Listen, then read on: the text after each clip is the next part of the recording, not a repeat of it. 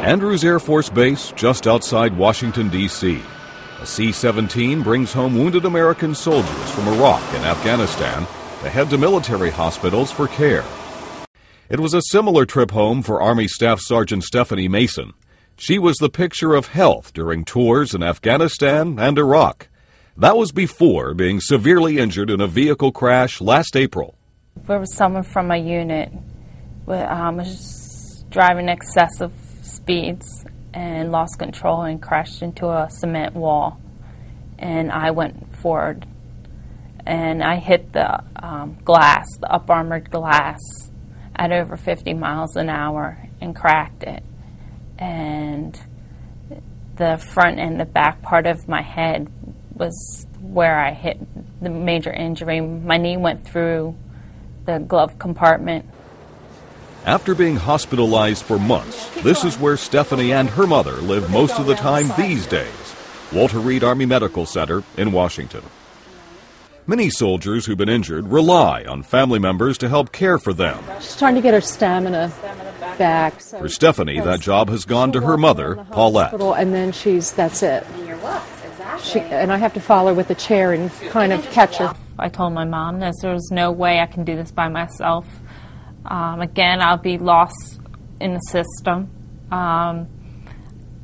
Medical treatment, I don't think I would have got the adequate medical treatment that I would have got if my mom wasn't here. It's the kind of thing Todd Stegerda sees all the time. He's a veteran who's chairman of the Washington chapter of Operation Homefront. It helps military families through difficult transitions. I mean, these military families, especially the military families who are now caregivers of wounded warriors, endure life-altering changes, trauma, stresses, emotional challenges, financial challenges, logistical challenges.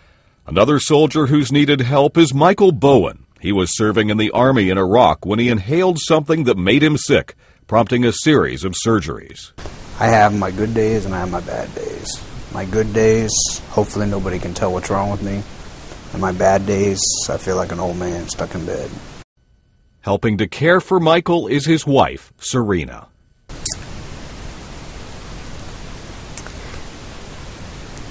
It's what you do when they come home. I mean, there wouldn't be anything else that I would do. And it does take a financial and emotional toll on people like Paulette Mason, who imagines going back home to Delaware when her daughter is better. I don't have a life anymore. I don't have a life like I had before. It's all changed. So what happens? What happens to us? I don't have a job to go back to right now. So I'm trying to get some training while I'm here on myself, so in case I can go back and do anything. But I can't get any help through the military for that. As long as soldiers are sent into battle, there surely will be casualties, and family members will be enlisted to care for them. That's duty they might not have expected. Mark Hamrick, The Associated Press at Walter Reed Army Medical Center, Washington.